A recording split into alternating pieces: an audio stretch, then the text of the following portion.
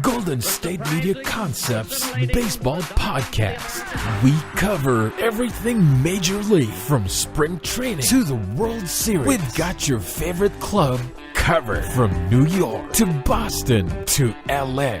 This is the Golden State Media Concepts Baseball Podcast.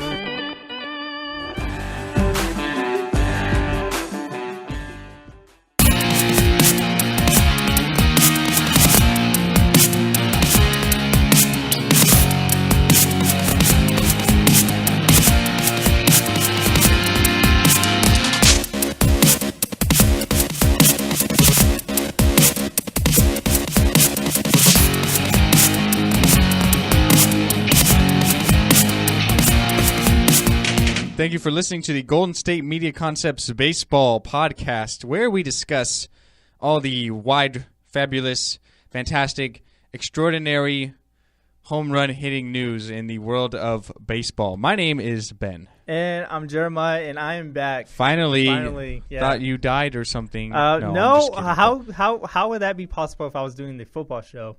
And that I filled in that one time on the sports show. You know how they do like Tupac and Michael Jackson, even though they're dead, like kind of like that's kind of, so I'm a hologram. Technology fill their voice in. So I'm like a hologram. So I'm a that hologram. could be what we did with you, but so I don't even know if you're. I don't real know. Or not. I don't know what to make of that, but but Jeremiah was gone for the week of Thanksgiving, back home in Fresno, and then last week just kind of feeling under the weather. So we are glad to have him back in our graces this week, because really, Jeremiah, I feel like this is going to be our best baseball show since the season ended. Oh, yeah. We have a lot of interesting news. Last week and the week before, we were kind of concerned about a possible lockout, the CBA not really in the works.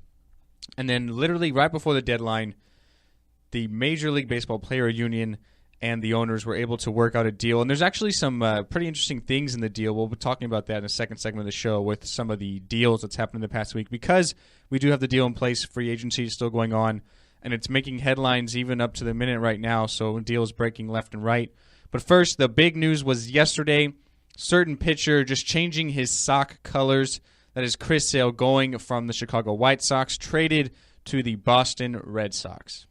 Yeah, and this is a very huge blockbuster deal. Something that I think we saw kind of coming in recent days. The Red Sox kind of emerged as a trade candidate. But we were hearing rumors with the Nationals that maybe Chris Sale would have been part of that team.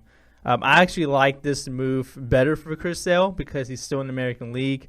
He has really good numbers against the Yankees, for that matter. I think he has a 1.17 ERA against the Yankees, and I think he's 4-1. So the fact that Chris Sale is on this rotation, it gives them a really big boost. It's kind of hard to figure out who is the number one guy in that rotation now. Is it going to be Chris Sale? Is it David Price? Rick Porcello, the reigning Cy Young winner? So this elevates him to maybe possibly going to a pennant race. Maybe pitching was something that will elevate the Red Sox, this season. Remember, the American League East is a tough division because the Yankees got better. I think they're about to be better this year with that young squad. Baltimore Orioles, they were contenders last year. You got the Blue Jays. Maybe the Rays could probably get better there. I don't know if they're going to be contention this year, but they do have a young squad that can compete. I like this move for both sides. I actually like it for the White Sox too, because they get Yolan Moncada, who has been one of the Red Sox best prospects. He might even be one of the best prospects in all of baseball. Exactly, one of the best prospects of all of baseball. He's kind of shown he wasn't ready for Major League level, but he will compete to be on the opening day roster in spring training. And Michael Kopech, he's one of the top pitching prospects in the White Sox organization. Kopech had a 2.08 ERA. He struck out 86 batters in 56 1/3 innings in Class A ball. Actually, no, across two minor league levels last season. And Class A ball, his pitch was as 105 miles an hour. And he's only 20. He's only 20 years old. So I like this move from both sides. And if Moncada and Kopech end up panning out well, I think the White Sox will be a winner in the long run. This is a team that really wants to kind of is they're in rebuilding mode. Rebuilding mode, and I kind of think Chris Sale was kind of a disgruntled employee last year. With the little shirt thing and all that, whatever. But still, I like this move from both sides, and I really do think this makes the Red Sox a very serious World Series contender. It's because I really do think the Chicago Cubs are going to be back there, so this can possibly be something that they can have that elevate them to compete against the Cubs. Because I really do think the Cubs are still the favorite in the National League. Yeah, the White Sox also received 2 more minor leaguers from Boston in addition to their top 2 prospects. They received Luis Alexander Basabe and Victor Diaz. I think 2 things with this trade. Number 1, you mentioned, I think it adds to Boston's rotation. You have 3 legitimate aces now, although I think you can say Porcello's probably the weakest of them. Price did not have a good first year with Boston after coming over, so maybe he can kind of rebound. I think Sale's probably their best pitcher.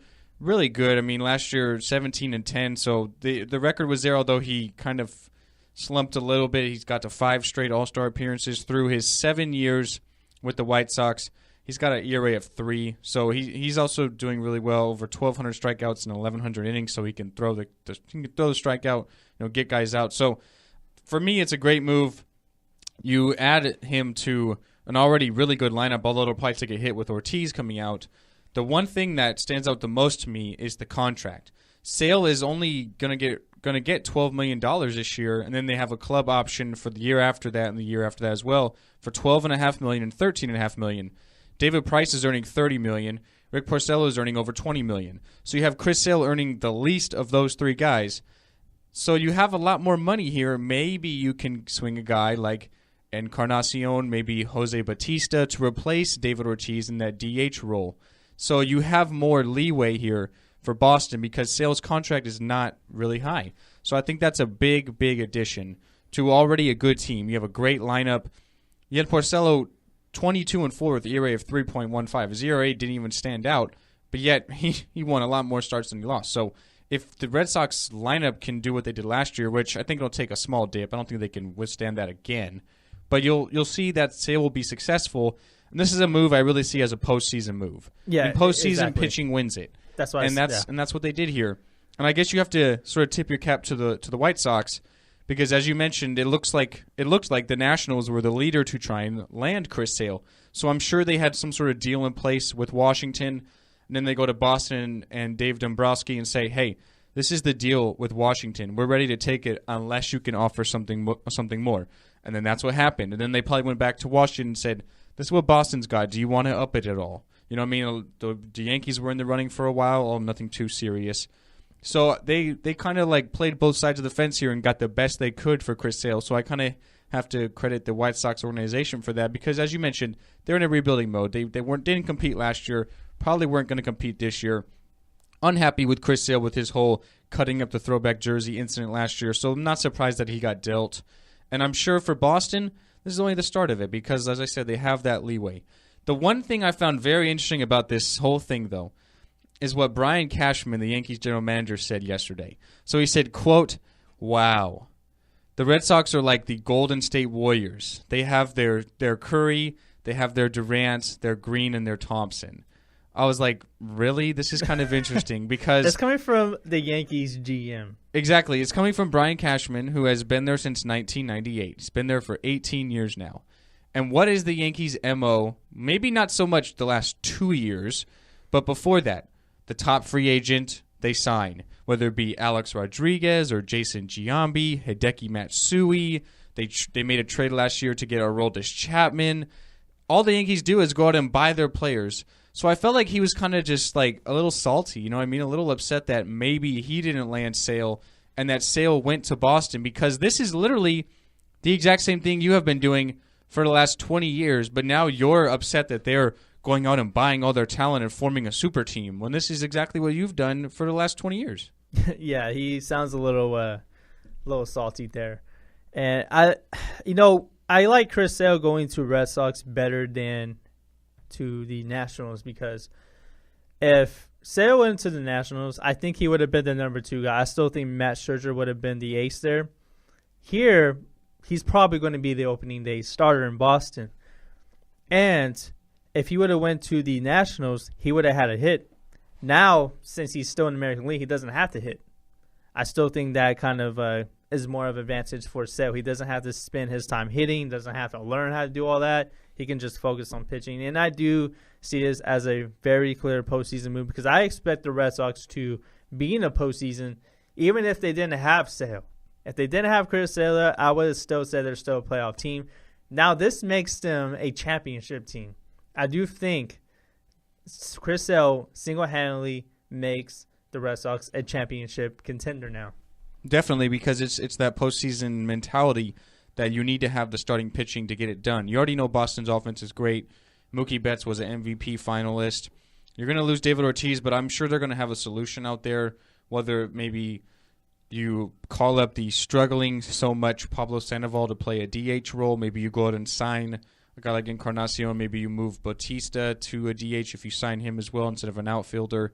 So it'll be interesting to see it. But like I said, I think this is only the start of it. This is only a few days into baseball's offseason now, and they're already getting deals done. And I have to tip my cap to them.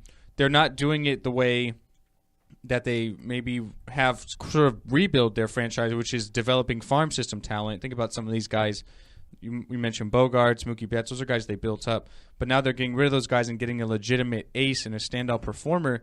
And they're going for it all right now. And you have to credit them for that. And I think they definitely become, at least on paper, the favorite in the American League. Because you have to think that David Price, he's an absolutely standout pitcher. He's a former Cy Young Award winner. He's going to rebound from the year he had last year. Porcello probably won't have as good of a year.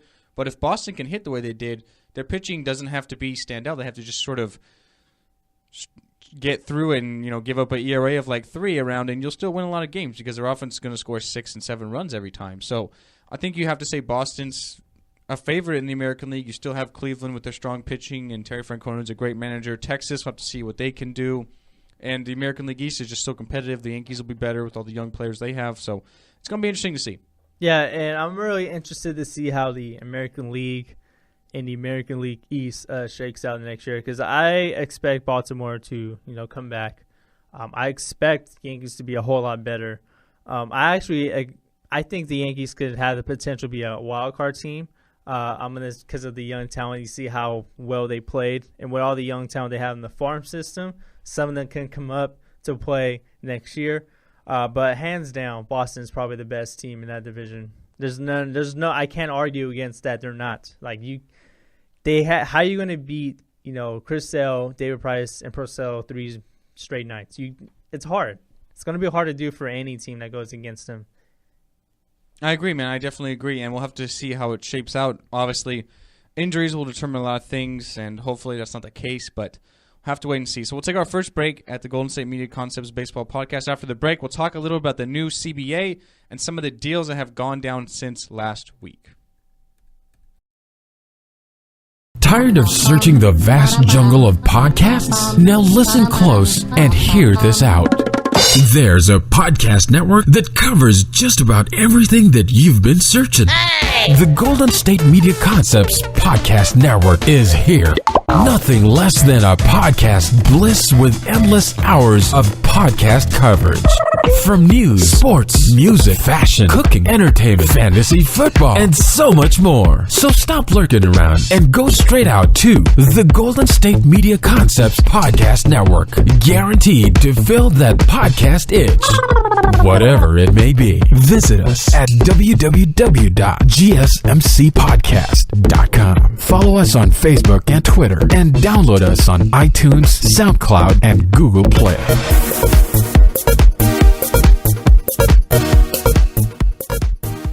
Welcome back into the Golden State Media Concepts Baseball Podcast. So the new CBA, which was put into place just before the deadline last Wednesday night, has a few changes into it. Some of the big ones, first and foremost, comes to me. Some of them I like, some of them I don't like. But the first one that comes to me is the All-Star Game now will not be deciding home field advantage in the World Series. So it's just going to be basically an exhibition game for nothing. The team with the best overall record between the winner of the National League and the winner of the American League will have home field, just like it is in really every other major sport where a playoff system works. What do you think about that?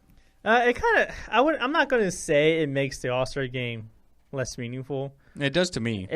I don't want to say that because I actually like the All-Star game, but you're not playing for anything, and I think honestly, it's just a day where players can just lay back and just play against each other, pretty much, yeah. But I think that's what made the All-Star game so great was that you're playing for home field advantage in the World Series. If this rule was implemented last year, then the Cubs would have honestly, hands down, owned home field advantage. And to me, home field advantage is very important in all types of sports, and all sports, and for that matter. But not having not getting home field advantage to the All-Star game, it kind of makes the All-Star game a little bit more less meaningful now, and I don't know if a lot of people are going to want to tune into it now because of that reason. Exactly. You said you liked the All-Star game in baseball, but is that because that there's actually something to play for? Exactly. And now you don't have that. I can understand how you might want to take it away because that way it's not different from every other sport. But I think that's what made it so great is that it was different from every other sport. You had guys actually repping and showing up like it's a real game. Like think about like the Cubs, a team, or like the Giants that were at the All-Star break last year, a team that they could reasonably see themselves being in the World Series because they were so good. Like, oh, wow, like if we go out and win, we could host Game 1 and we could have the advantage. That would be really, really important. So I'm going to go out there and put my best foot forward. Now you don't have that. It's like, oh, okay, yeah, I'm an All-Star. Like, that's great. I've been here like 9 times already.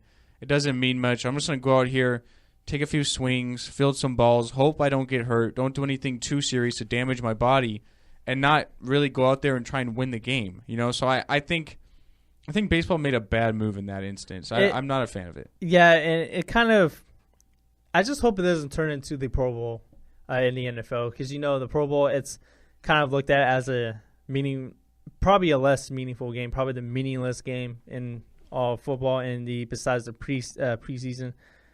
But, it kind of says that, winning the most games and the season really means something now.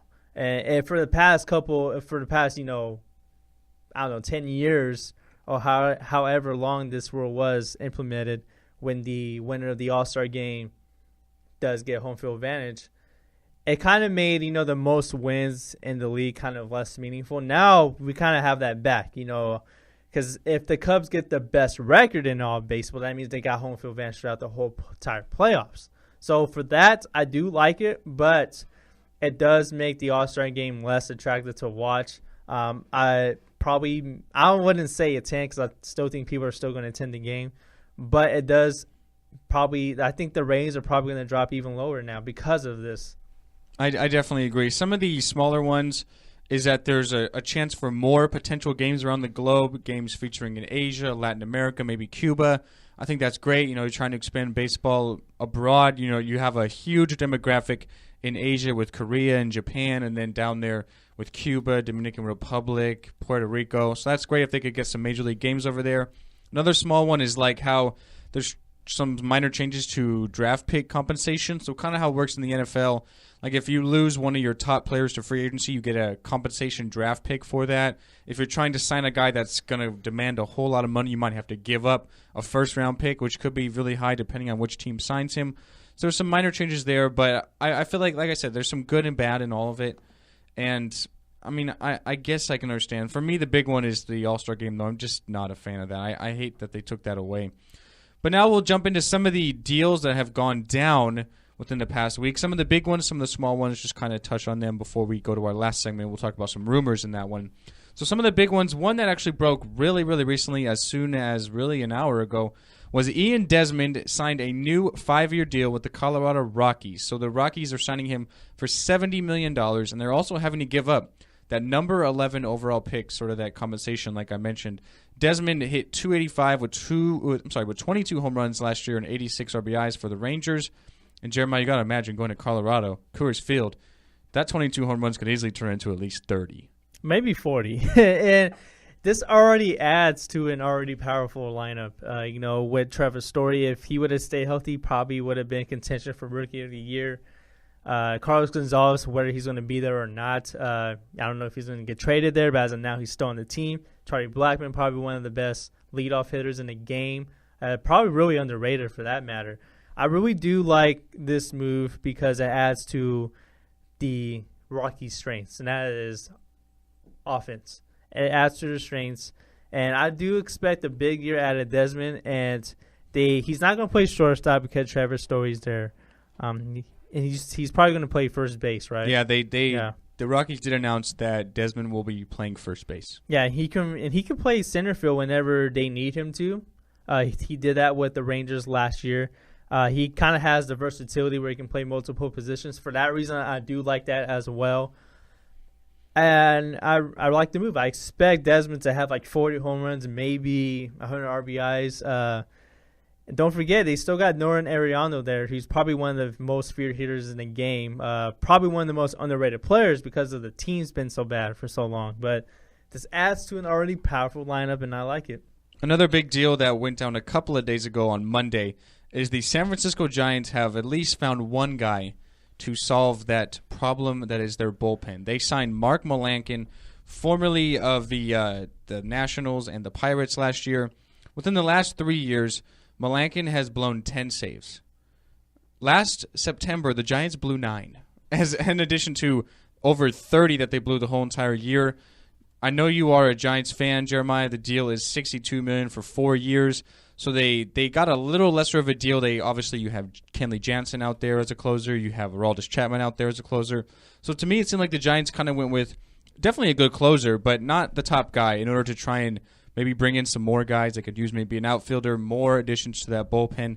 But I know you're a Giants fan, so how do you like the move? I really do like it. They finally got one of the top closers in the game. And don't get me wrong, Mark Melancon is not going to get – he doesn't have huge strikeout numbers. But you know what? What's the most important – he's definitely a ground ball guy. But what's the most important thing of a closer? What's the most important thing of a pitcher? Is getting people out. Getting outs, and that's what he does. That's what he's been doing the past 2 years, ever since he took over the closer role in Pittsburgh. He even did it last year with the Nationals, and now he hopefully does it with the Giants. He has, the past 2 years, Melancon has been one of the top closers, probably one of the most underrated closers in the game, because he's not flashy like Kenley Jansen or Chapman, who are also still in the free agent market.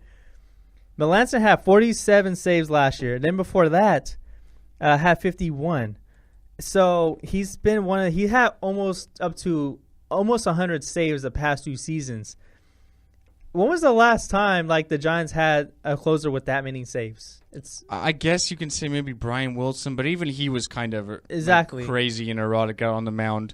But I mean, for me, it's definitely the best thing for this team, and it's addressing a need. They needed to get an absolute standout closer. That's the one reason that the Giants suffered so much in the second half of the season, and really what cost them in the wild card spot, because they had to go and play the Cubs in the first round. Yeah. It's not an easy thing. I'd say with this deal, the Giants are just as good as the Cubs are. Not so much even, but when you look at matchups, because they have the starting pitching. We saw that last year. You have Madison Bumgarner, you have Johnny Cueto, you have Jeff Samardzija. Matt Moore is a pretty good number 4 starter. The problem was their bullpen. That's what cost them even into the playoffs. So now you have Melancon, who can be that lockdown closer for you. If they maybe get another setup man, that could be really good. Maybe Sergio Romo can try and get some confidence back and be their setup man for Melancon. But I mean, we'll have to wait and see. But I like the move because they didn't go out and spend all their money on one guy. It gives them leverage to try and get another player and an outfielder, which is something they need. Maybe Dexter Fowler's still out there, formerly the Cubs. There's a possibility there. That'd be a really good move. They can maybe make a trade for someone like Andrew McCutchen or Ryan Braun. I mean, they were linked to Braun last year, so we'll have to wait and see what they do. But I really like this move. I think it's a very, very good move. And I still think this move elevates them to a playoff team. That if the Giants didn't blow so many saves, they probably would have had even just as good of a record than the Cubs. Because remember, that was the thing that plagued them in the second half and the playoffs. But Melancon has, ever since 2013, He's had 140 saves. That is amazing. That's amazing. For the past 3 years, he's had 147 saves. Last year, had probably the second best ERA in the National League, 1.64 for the Nationals and Pittsburgh Pirates. So I do like the move. I just think the Giants still need to build a bullpen. They need to find that setup guy. They need to find the seventh inning guy because their pitchers have the capability to pitch deep in games. But I don't think they're done with the bullpen yet. I don't either. Yeah. I don't know. I think there's still moves to be made. One move not with the Giants is a guy who's staying with his team, and that is Carlos Gomez. Ever since being designated by assignment by Houston and then going to Texas, it worked out for him, and they have decided to re-sign him to a one-year deal for $11.5 million. He was excellent last year for the Rangers. In 33 games, he hit .284 with 8 home runs and 24 RBIs. He also added 5 steals. He's a good fielding outfielder as well. So a team that's kind of short-handed right now with the outfield position with injuries last year, I think this is a very good move and kind of a win-win for both teams because it's not $11.5 million seems like a lot, but it's only a one-year deal. So if it doesn't work out, you can kind of jump ship after that 1 year. And he's a guy who was kind of like the forgotten one, and then he gets designated for assignment, and then he succeeds in a new team. Yeah, and last year with Houston, I thought his career was done. And it was a shame because he was only 30 years old. It shows that he still has that capability that he's shown in Milwaukee and in Minnesota. I really like this move for the Rangers. It still keeps them stability there in the outfield, in the lineup.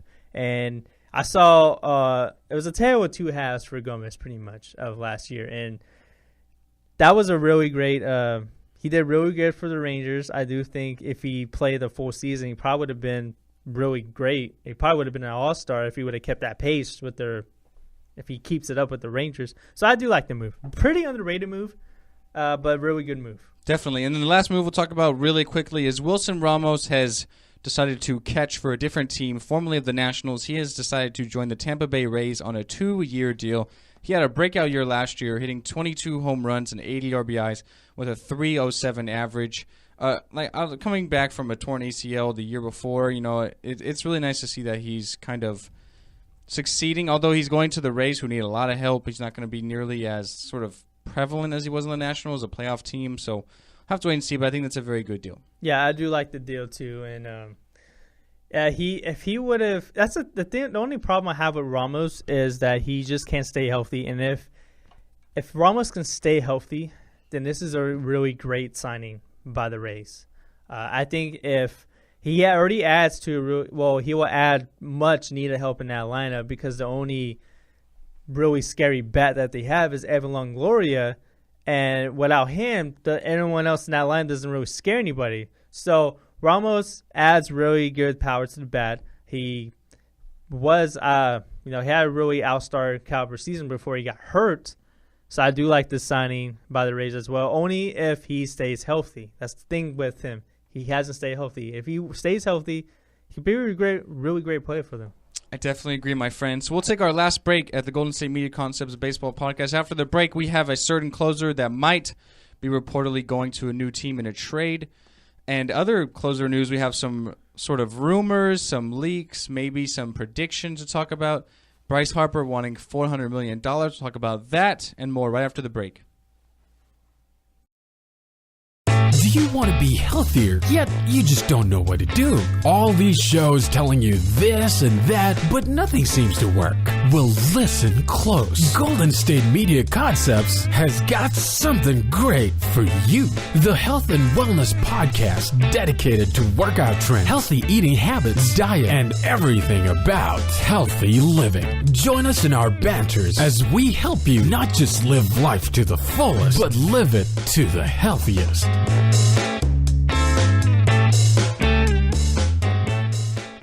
So obviously the Cubs had Aroldis Chapman through their World Series run as their closer, but they might be looking for a new one. Chapman reportedly wants a 6-year deal, which the Cubs are not willing to match. So they have decided to look another way, and they are very, very close, Jeremiah, edging so closely as of last night and even into the wee hours of the morning, to bring in Kansas City Royals closer Wade Davis, who over the last 3 years has a 1.13 ERA.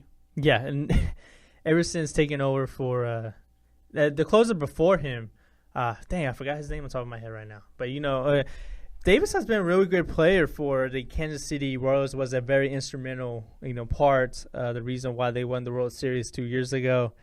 And, Jorge Soler, the outfielder for the Cubs, is also expected to be included in the deal. I do think Soler is a very valuable piece to trade. He hasn't, become like the player that the Cubs thought he would be, but I do think a change of scenery going to the Royals can be good. But, man, Davis been really, really, really good. That's all I can say. He's been really good for the Royals for the past 3 years. Yeah, he's such a hard thrower, and you go from one standout ace with Chapman to another, and I guess it's maybe looks like a bad move now for the Cubs because they give up so much to get Aroldis Chapman, but, he helped them get a World Series title, so you can't really complain that much. And now you bring in Davis because you're kind of saying, oh, Aroldis, you want that. Like, we're not ready to give you what you're asking. We'll just kind of look otherwise. And it's like classic Theo Epstein, just making another solid move. Like last week they signed John Jay for a 1-year deal. Another great move in my eyes. Very underrated move. That's probably one of my favorite moves of the day. Definitely a good hitter. He's a great fielder. And now this deal is going to happen. It's just a matter of when it's reported, as long as they pass physicals and everything. So you're going to bring in Wade Davis. It's an absolutely fantastic move. We were talking about Aroldis Chapman. He reportedly wants a 6-year deal. Looks like maybe rumors, maybe like a $92 million deal. Looks like the Yankees are favorites after they had him last year, made the trade for him, and then obviously traded him to the Cubs right before the deadline. So it looks like they'd be getting him back, although they have to pay him a lot more than what they were, in addition to some of the prospects the Cubs gave up. And I think it's kind of funny. It's like Brian Cashman was talking about the Red Sox, then he goes out and signs Chapman again possibly. But I guess you can say it's a good move if that were to happen, because they just got Chapman for more money in addition to more prospects. So do you think it's a smart move by the Cubs to let him go? 6 years for a closer seems like a lot. That is a lot. And I think they kind of want – I think the reason why Chapman wants such a huge contract, he wants a bigger contract than Mark Melancon. He wants to be the highest-paid closer, exactly. And he is the best closer in the game because of how hard he throws, and it's like almost impossible to hit off of him when he's on his stuff. And so I can understand that, and he probably should be paid like the highest closer in my eyes. Yeah, and I totally agree, but I just think 6 years is a little excessive. That's too much for me. I'd say like too much, 4. That's too much commitment. If it was 4 years with less money, I say that's a win. But 6 years, that's a lot of commitment there. The other big closer out there is former Dodgers closer Kenley Jansen. Reports are that Miami might be ready to offer $80 million over 5 years. So, quite a pretty penny as well for Kenley Jansen. Maybe he looks back at the Dodgers still. You can throw the Giants out. But Kenley Jansen, 5 years for 80. Do you think he'd be worth that if he were to go to a team like Miami? Oh, definitely by far. $80 million. It depends on because I do think he is a better closer than Mark Melancon. He does have strikeout stuff. He is. I think honestly, Jansen was probably. You can make an argument that Jansen's been the best closer in the game. What Chapman? You can argue that these were the best two closers. I would be happy with either one of them. But the thing is though, this would really boost up the Marlins rotation, and we even talked about the Marlins being a playoff contender last year. They kind of fell off late in the year, but that was due to probably some injuries there. Having Jansen as the closer, that can probably leave AJ Ramos as the setup guy and Steve Cishek, if he's still there, as the 7th-inning guy. That's a really good 3 back-end bullpen right there. Really good back-end bullpen. That would be really good for Miami. A team that was competing last year, obviously they have to replace Fernandez, which is unfortunate. That's gonna take them a while to do that, right? And you can't, like I said, you can't just do that overnight. But a good, solid lineup. You have Giancarlo Stanton, you have D. Gordon. Christian Yelich played really good for them last year. So a lockdown closer like Jansen will be a good start. It seems like a lot of teams look at the Royals last couple of years. It seems like they're building their bullpen, which is kind of the reasons they're winning games. Like when you get a run or two lead, 7th inning, you can close the door, and then that's it. That's how you win these close games. So Miami trying to maybe replicate that. We'll see what happens. Nothing is final between any of these guys, but we'll obviously have to wait and see. And I'm sure by next week we'll have deals for all 3. And then the last one here is one I kind of want to talk about, is Bryce Harper. So Bryce Harper is still a member of the Washington Nationals, and he's still under contract for 1 more year. He's only earning $5 million. For a guy like Bryce Harper's status, maybe one of the top 2 or 3 players in the game, he's definitely worth more than $5 million. So he's looking for a contract extension. I wouldn't differentiate on that. The guy deserves some of his money. But what he's asking for, in my eyes, wow. Bryce Harper reportedly is looking for a deal. It'd be a record-breaking deal. A deal that would exceed at least 10 years and $400 million. Yeah, that is quite a penny. Right, there. a pretty penny there. Pretty penny. That's quite something. And if Bryce Harper is worth $400 million, it's then tough. Mike Trout is worth $1 billion. Exactly. Because, and don't get me wrong, these are Mike Trout and Bryce Harper are probably the top 2 players in the game in my eyes. Overall players in my eyes. But the thing I have a problem with Harper is consistency. Like Mike Trout, he's been consistent every year. Even when the Angels are so bad, he's still consistent, putting up great numbers there. That and with Bryce Harper, okay, he's only hit over 30 home runs one time. That was his MVP year. That was 2015, 2 years ago. He's only had over 100 RBIs twice. And don't get me wrong, he's still 24, but when you're getting compared to the best player in my eyes in the game, that's Mike Trout, the most consistent player. You know, these two guys are going to be compared probably the whole careers. I think Mike Trout is more worth than $400 million than Bryce Harper in my eyes. If you don't think Bryce Harper is worth $400 million, I would have to say, you know, you're going to probably have to let him walk. And I know that's something really rough to say because, you know, he's probably been the franchise player. He's probably the most marketable player. Probably the most marketable player in all of Major League Baseball. Probably the most popular player overall. I think he's probably the most popular one. If you don't think he's worth that kind of money, then maybe you should not sign him. And don't get me wrong, I do think Bryce Harper is a valuable player. He's probably one of the scariest hitters to go against. But him being worth $400 million is crazy. If Harper's worth $400 million, like I said, then Trout's worth $1 billion because I do think Harper's the second best player in the league. But I think the gap between he and Mike Trout is honestly pretty high. Like Harper does a lot of good things well. Mike Trout does everything well. So I think there is a difference. For me, Bryce Harper comes to me and says, I want $400 million.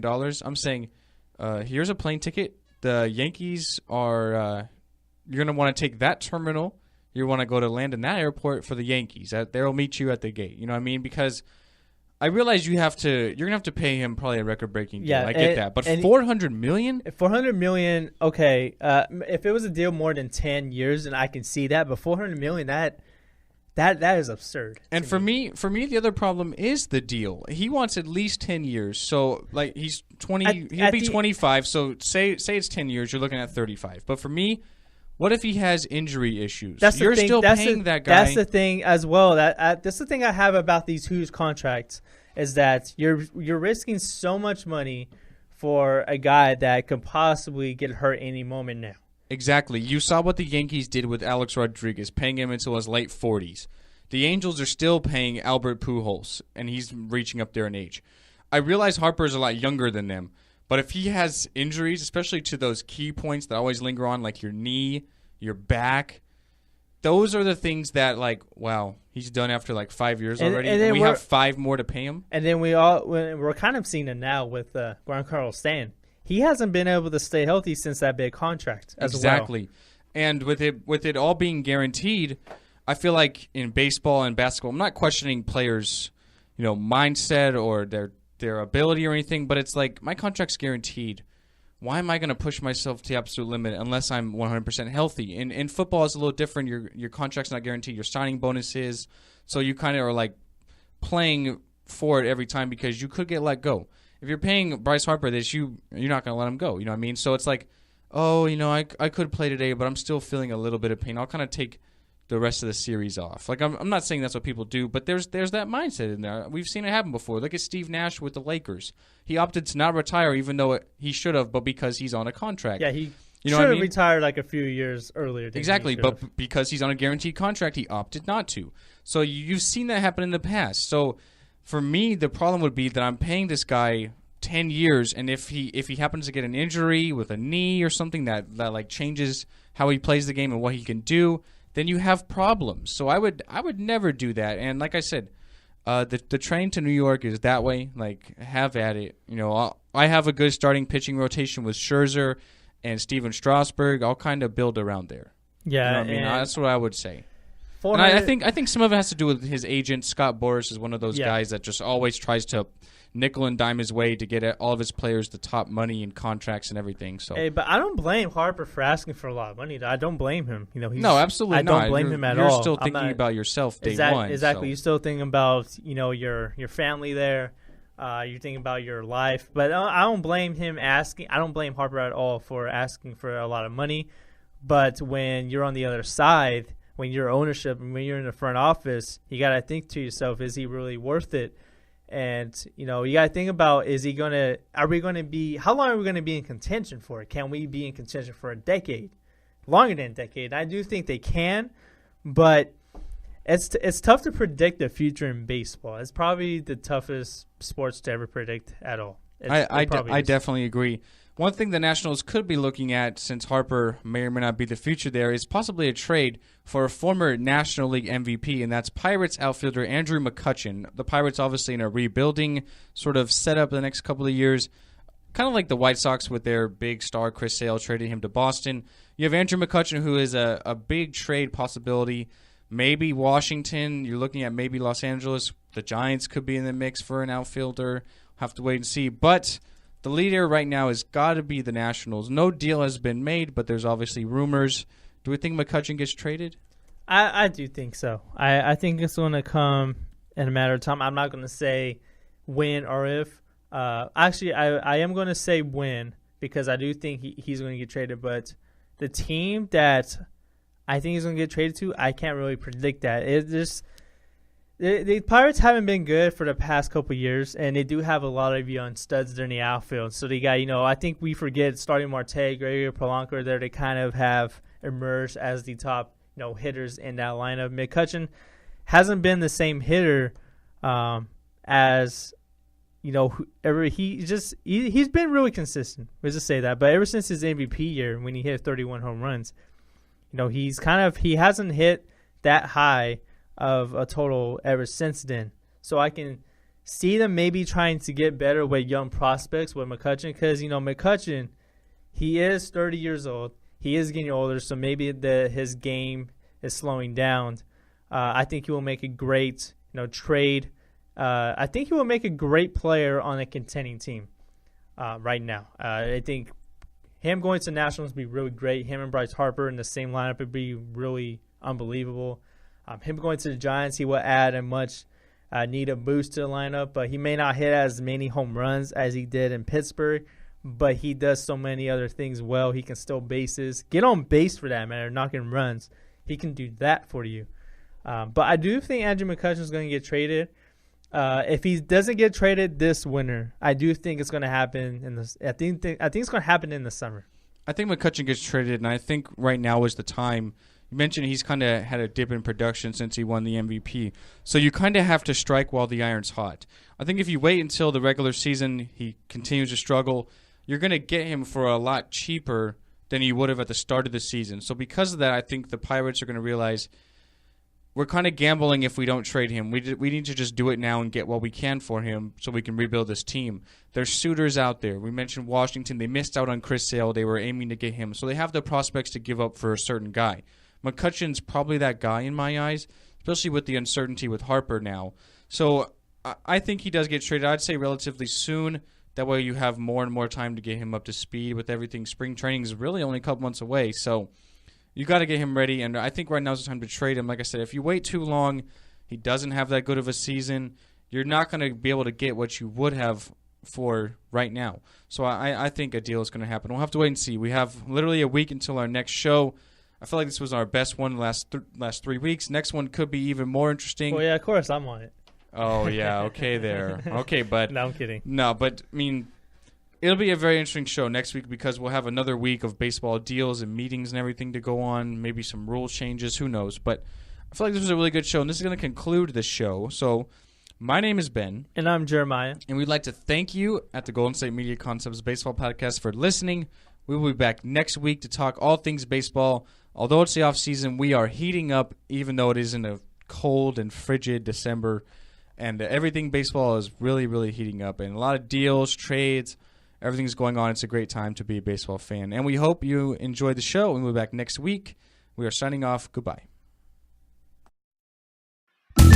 You've been listening to the Golden State Media Concepts Baseball Podcast, part of the Golden State Media Concepts Podcast Network. You can find this show and others like it at www.gsmcpodcast.com. Download our podcast on iTunes, Stitcher, SoundCloud, and Google Play. Just type in GSMC to find all the shows from the Golden State Media Concepts Podcast Network, from movies to music, from sports to entertainment, and even weird news. You can also follow us on Twitter and on Facebook.